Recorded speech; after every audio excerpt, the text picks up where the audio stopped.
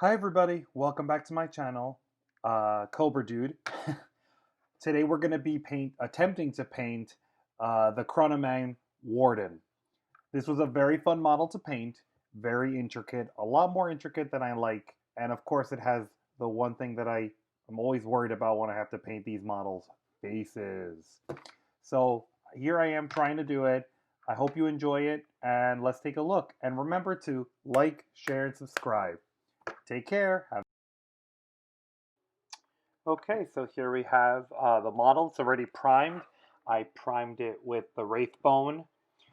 To help with the other contrast colors, the first color that we're going to use here, though, is not contrast. It's actually the Caliban Green base paint that Citadel uses.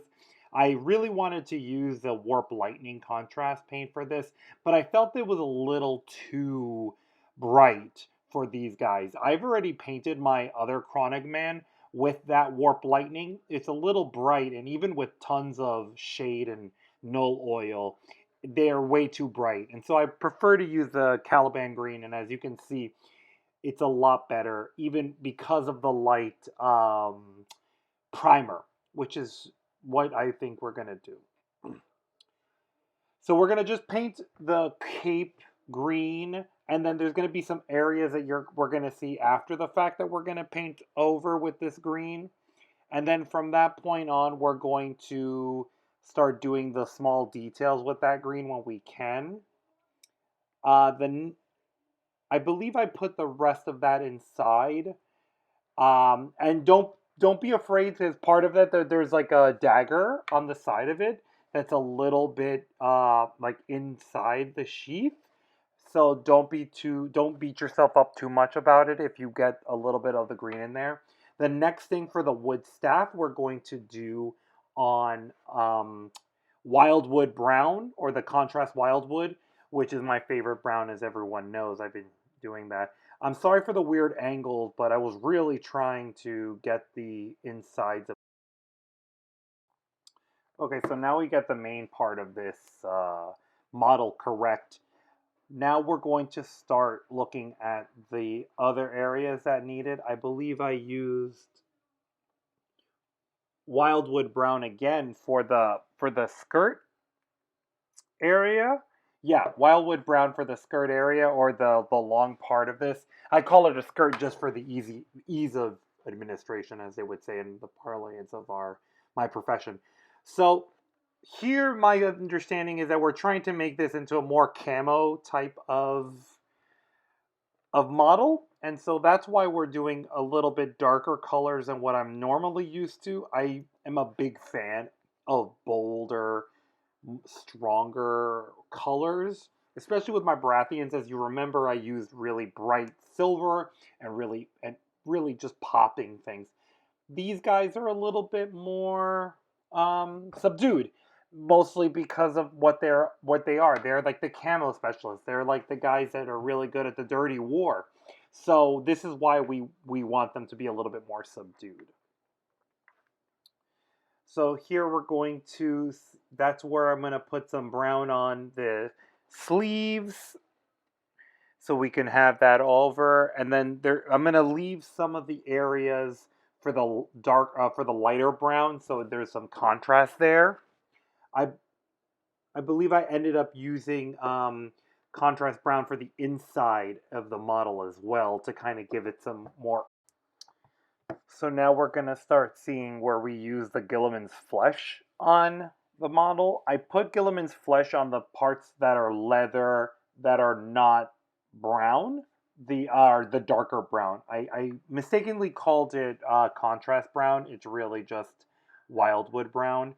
So for here, you see that I put that as Guilliman's flesh tone on that to make it different from the green and the brown from the other part. And as you can see also,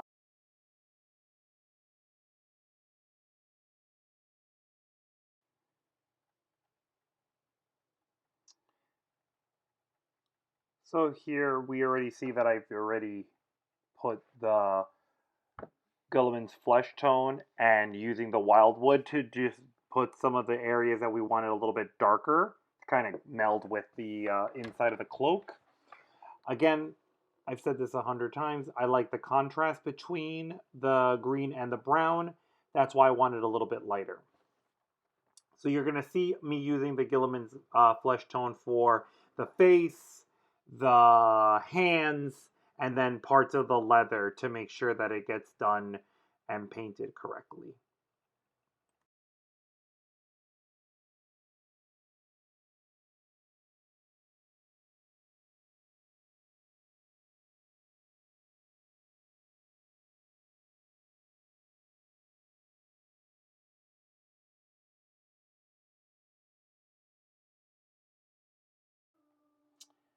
So now we're going to use Wildwood Brown for the shoes and some of the other areas that we missed. I put again the Caliban Green. This model was a little bit, I couldn't paint it the normal way I did, where I painted all the one colors and then painted the other rest of the colors. I had to kind of go back and forth with it. That's why you see me going back from one color to another.